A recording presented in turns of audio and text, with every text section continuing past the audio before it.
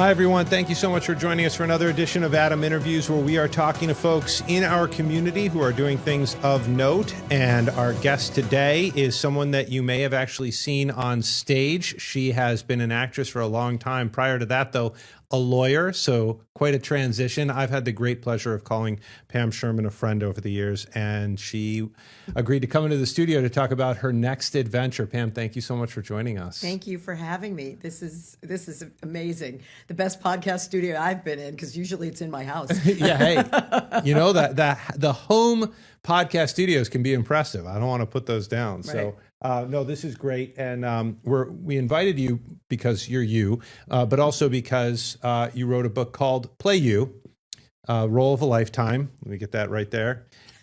This is exciting, and I love the premise behind this, which is essentially you take some of the techniques that actors use to move into their character, and you say, why can't that be applied to a manager, an employee, just yourself in general? And I thought, at first, I'm glad you address this right out of the gate in your book, because at first I'm like, well, you don't want to be a fake version of you, but really it's an exploration of who you actually are. Exactly. It's sort of counterintuitive because people think that actors are pretending.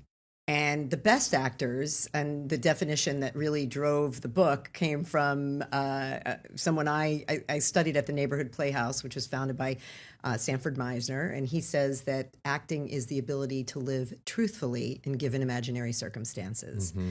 And that has stuck with me through my whole career. And it's really what we hope for from the people that we trust, that we who lead us, who want to impact us, and who want to serve. And all of a sudden I realized that there's too much authenticity in the world. Everybody mm-hmm. wants to be authentically ourselves, but instead they forget that it's about others, and there's a generosity in that. And the very first thing that a great actor learns is it's not about you. And if you think about it, that's what a great leader learns too. It's not about them. It's about the organization that they lead and the people that they serve and the impact that they want to make.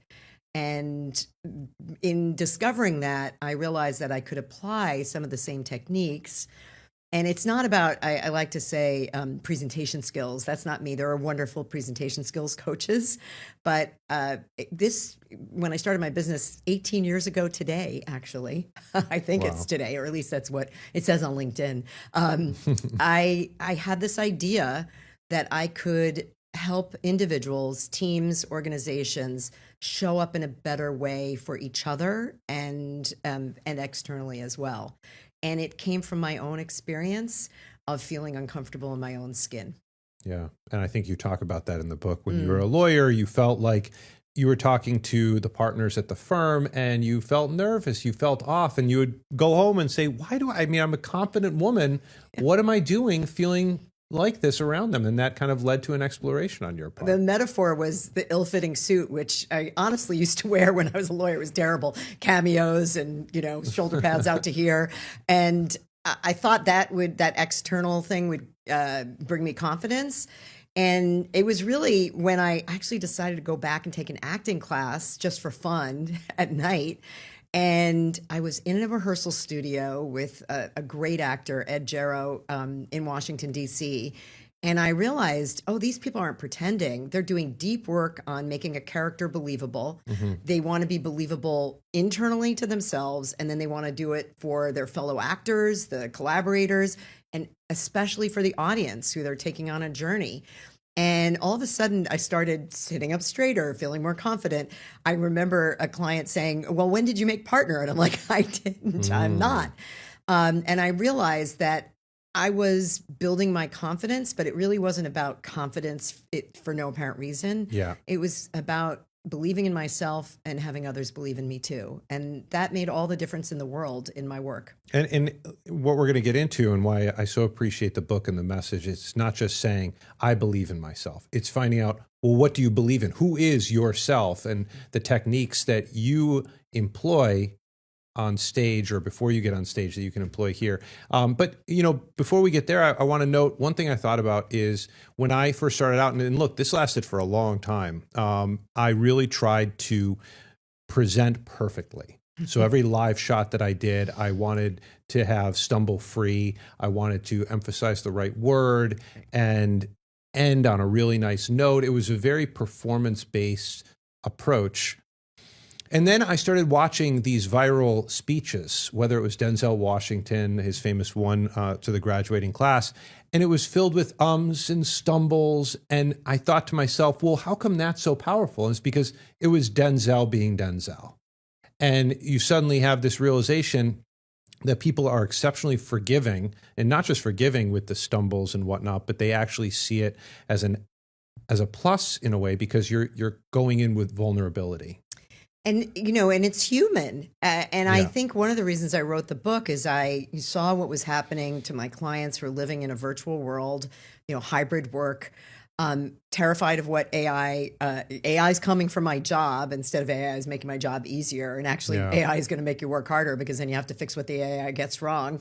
But they forget that the messenger matters. How they show up matters, and how they show up, yes, in vulnerability. And that, that is a very hot word.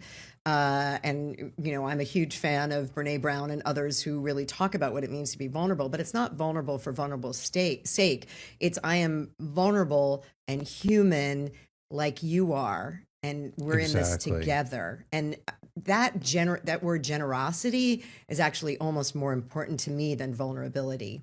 It's generous to be human. And I always say, I'm not the police. I'll never forget one CEO said, oh, you're coming in to make me funny. I'm like, if you're not funny now, I can't really make you funny. Yeah. That's, not who you are at your core. So let's figure out who you are and how you want to show up. And it's interesting that you talk about performative and perfection. I am too. It was a real issue for me. And I almost felt like I had to act like a lawyer, like the lawyers I saw on TV. Yeah. And then when it was nothing like that, that really became, that's where the sandpaper started to happen and the gaps started to get wider and wider. And I wasn't bringing who I was to the role. And isn't that like a perfect example of Denzel Washington, whether he's in Training Day or he's in Fences, he's Denzel Washington at the core. Yeah. And we believe him because of that. So yes, he's got a character that he's got to build, and he has a script and the clues are in there, but he's bringing the best actors, I think, bring who they are. They're not, there are actors who transform, but I would say even the best actors show up somehow like themselves. I'm thinking of the puppeteer who plays Rocky in this great movie with Ryan Gosling. Project Hail Mary. I've just been reading about that a lot, about how they felt it was so important that he was on set and that Ryan Gosling wasn't talking to a screen, but talking to a human being. It's the perfect example where CGI is actually amplified by a human. And that's what I hope for in the workplace, at home. Don't come in and say everything's fine at the end of the day if it's not. Right. Show up the way it really is. It's important for your kids to see it too. Yeah, no, I think that's fair. And on that note, you talk about the CEO who's not funny. I tell people now that, especially young reporters who come in, I say, at the end of the day, whether it's in your personal life or your private life, who you are right now is all you have to offer. You might be able to smooth out some edges here and there, and if there's some fundamental issues, go get help and get that worked out. But who you are is kind of baked in by the time you get to me. And I remember looking at Peter Jennings. This is going back 15 years ago, and I said, I want to be him. I mean, he's so cool. He was just so cool. And I tried, with my delivery and everything, and I look back at that and I kind of cringe because it's so not me. And I had this epiphany. And by the way, you don't have to when I tell people this, they're like, oh no, but I'm not cool. I'm not cool like Peter Jennings. I can be engaging. I can be mildly dad funny at times, but I am not cool in that sense of the word. And that was an awakening for me. It's but I don't have to be. And if someone's looking for cool, they can, switch the channel. But I'm not going to try to offer that anymore. I'm just going to be me, and whoever likes that, who doesn't. And it was very freeing for me. I love that you talk about smoothing out edges, because the edge model, I'm a lawyer by training. Yeah. So I think in terms of, everything has to be organized. Yeah. So the book is actually laid out using this edge model that I came up with, which means to explore connections to who you are and your audience. dream, understanding, what's your vision and what's your through line.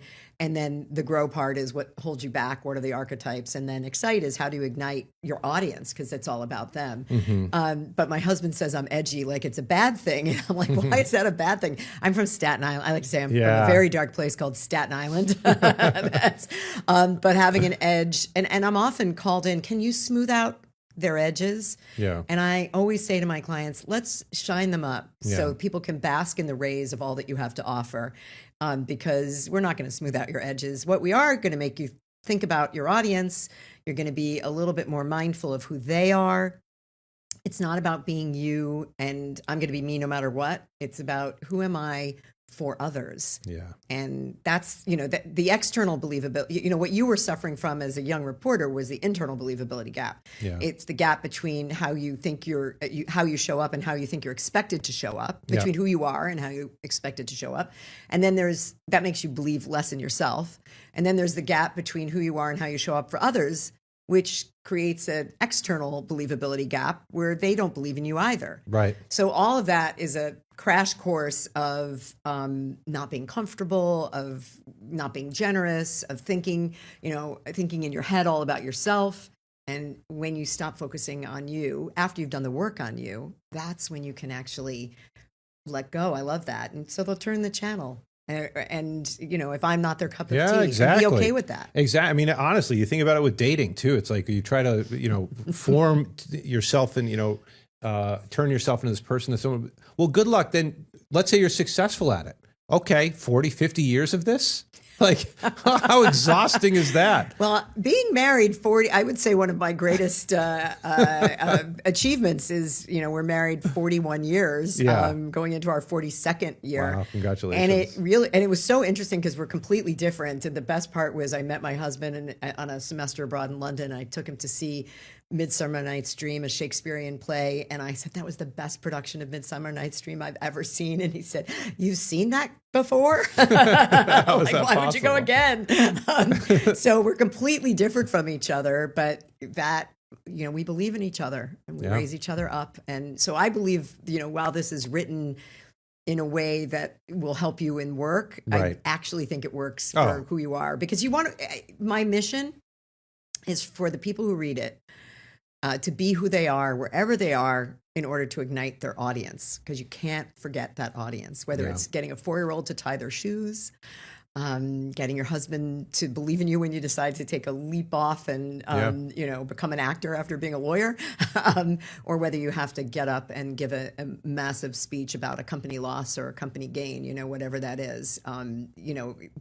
If you have that foundation of who you are, it's going to work wherever you are. Right. No, I agree. And we keep teasing it because I kind of want to save the what I found to be the most profound part of the book for the latter half of this, which is the questions that you ask people to get to the core of who they are foundationally. And I've said this about education, but I think that you bring up a good part of this as well, is that we in high school, but especially college, if you go to a good college with, and I say good, not like, a premier college, but a good college with great professors, they encourage you to explore who you are as a person. And that's the open field that you walk into. And then after college, it's like, well, now you have to have a belief in everything.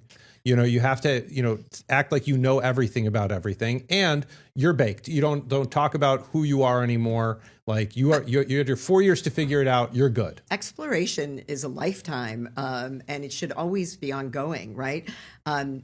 The whole concept of emotional intelligence is self-awareness, but our awareness, it's not just self-awareness, it's relational awareness, how we react to others.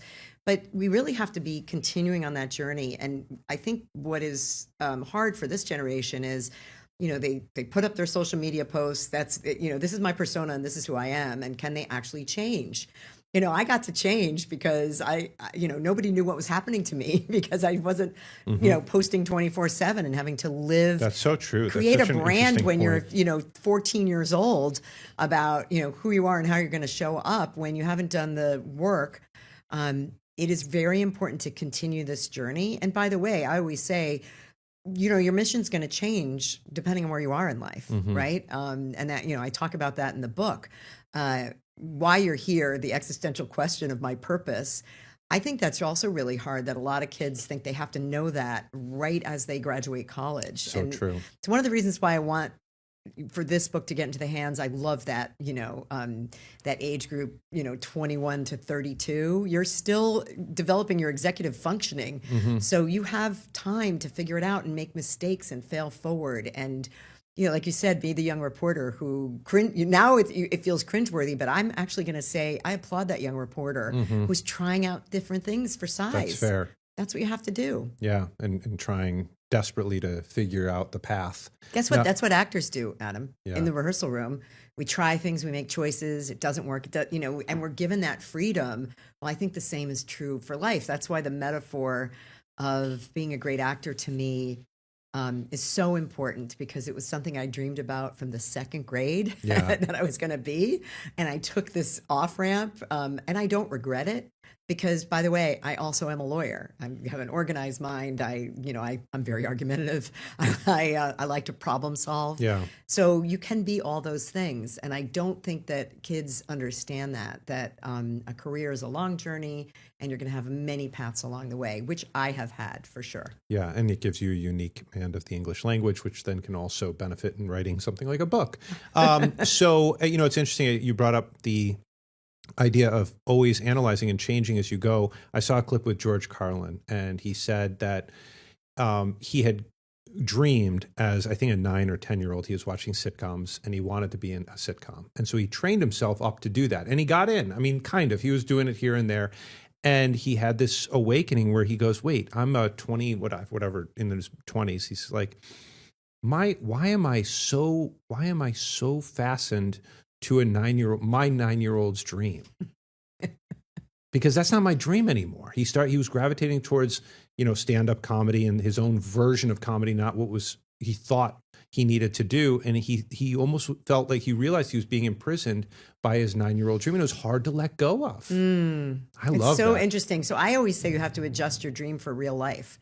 Yeah. I mean, I was a lawyer who became a working actor in Washington, D.C. Crazy, right? And earned my equity card in sheer madness, 10 shows a week, did a bunch of, I was really good at industrial training films because I could memorize 60 pages of dialogue in a day. Wow, that's impressive. A former lawyer. And all of a sudden I realized, wait a minute, was this my dream? Like, is this what I thought you dreamed about when I was in second grade playing piano with the door wide open, hoping that a wandering talent agent would hear me sing and cast me on Broadway? No. This was what a real life working actor is doing. Your job is to audition. I mean, and you better enjoy that 2 minutes, because I get to act. And your job is to maybe, I played the shocked mom in The Replacements. If you can Google The Replacements, there I am. And I didn't have any lines, and I had to sit in a stadium for days and days and days until they got me covering the kids' eyes because the sexy cheerleaders were doing their thing. I don't know if you know the movie. Yeah. It's what I'm most known for. And I'm like, is this all there is? And then you realize, you have to adjust your dreams for real life. But it's interesting because vision is an important part of the Play You concept, right? Yeah. Because it's not what vision is. There's a great quote in the book. It's what vision does.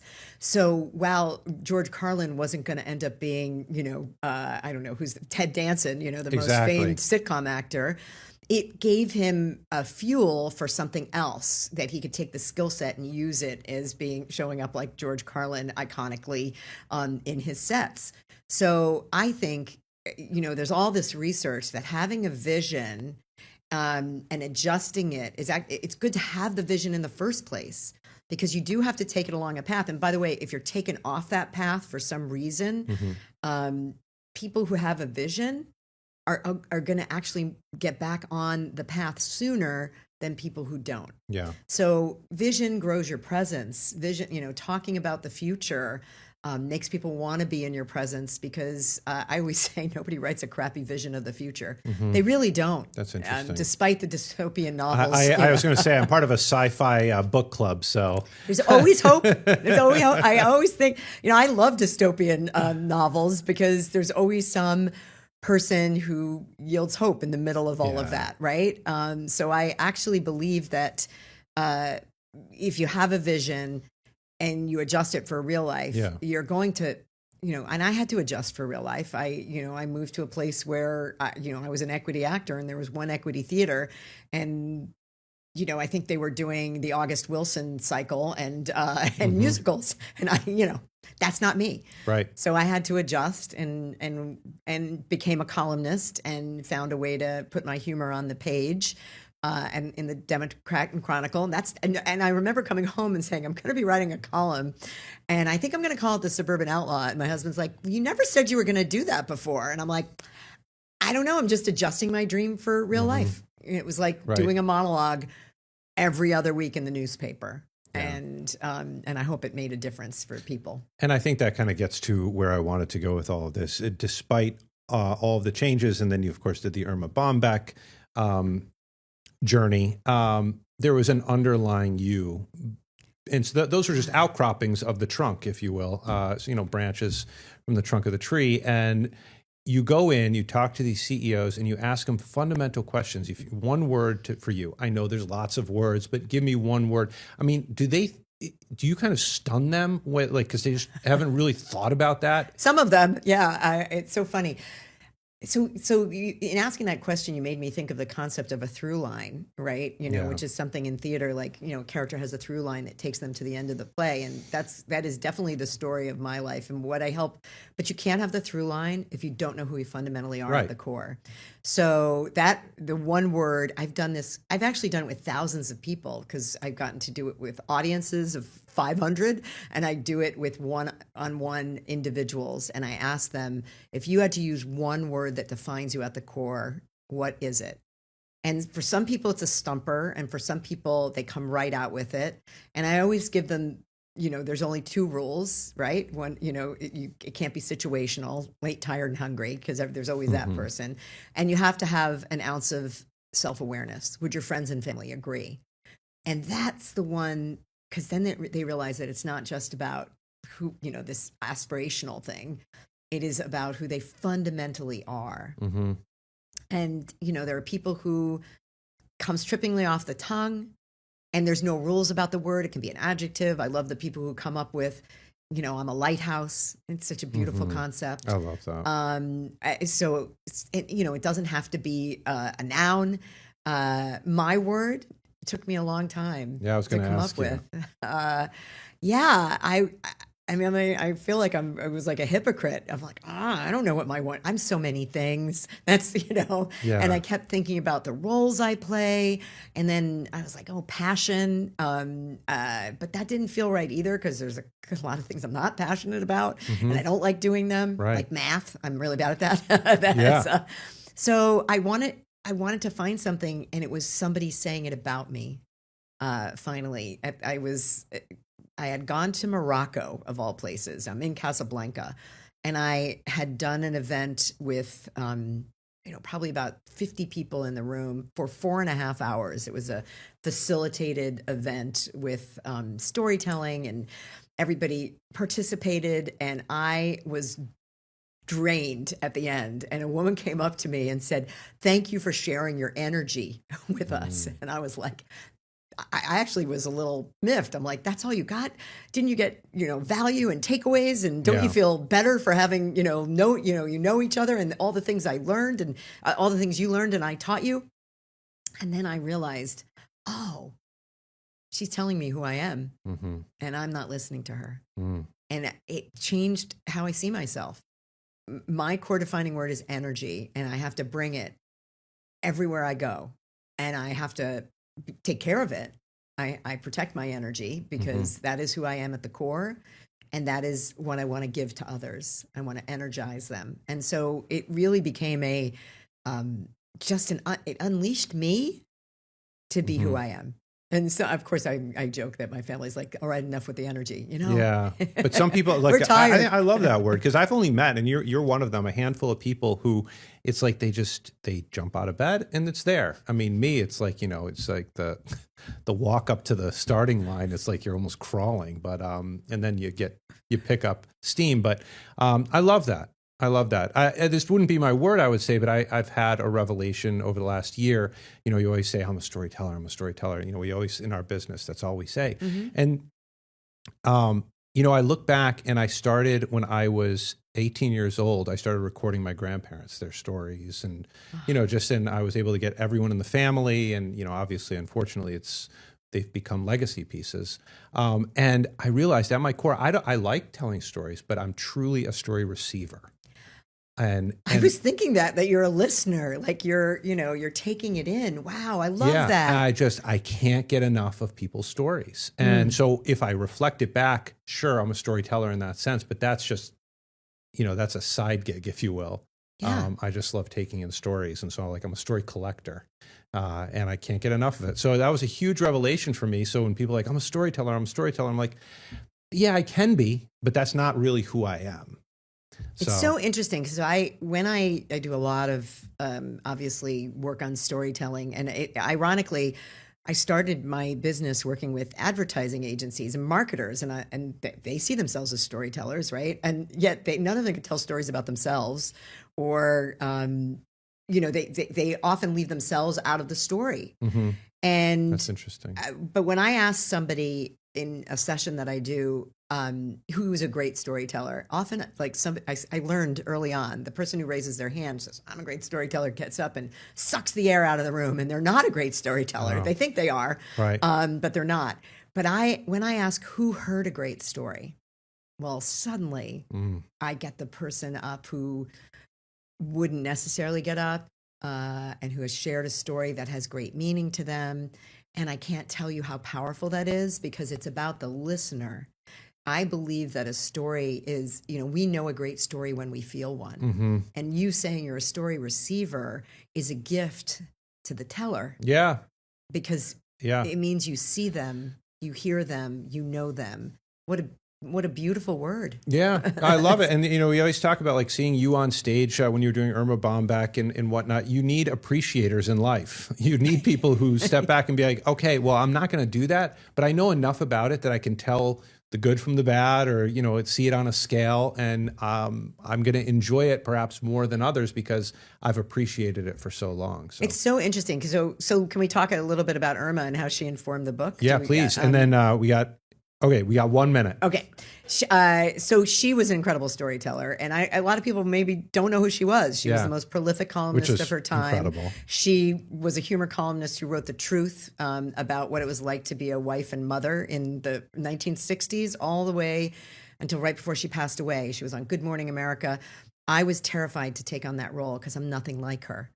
But I am so glad I did. And that 8 years of playing her over the last 8 years helped inform the book. Yeah. And brought me back to why I do this, that getting back into a rehearsal room, trusting my director with giving me feedback and teaching me how to say, speak like an Ohioan, and bringing the essence of Irma Bombeck, but bringing who I am to the role. That's what I want for all the leaders that I work with, for the kids who are graduating college, for all of those people who are scared of what technology is going to bring. Remember, our humanity is going to, and how we show up, that is going to make all the difference. And Irma Bombeck taught me that, and playing her taught me that. I love that, a guiding light. So, well, thank you for sharing your book with us and your energy with us today. So again, it's Playing You, the Role of a Lifetime. I have a signed copy, but you can find it on Amazon, I'm guessing. It comes out on April 21st. And can I share that we're going to be doing a really fun event on launch day at Book Culture in Pittsford, New York at 6:00. You can come and hear Ginny Ryan and I talk about the book and what it takes to get a book published right now. And in a bookstore. I can't believe it. It's a dream I didn't know I wanted, and I'm so glad I ended up achieving it. Yeah, we all are. Thank you so much, Pam. All right, Pam Sherman, gracing us with her presence today, joining us for the Adam interview series. And thank you, as always, for joining us as well as we continue to highlight folks in our community doing things of note. And for sure, we met our expectation and challenge today in bringing in Pam. Thank you so much for watching. Tell your friends and family about the Rochester First app. Take care, everyone. Bye. Get the Rochester First streaming app today for everything you love from News 8 On Demand, plus exclusive shows you won't see anywhere else. Search ROC and download for free on Roku, Amazon Fire, and Apple TV.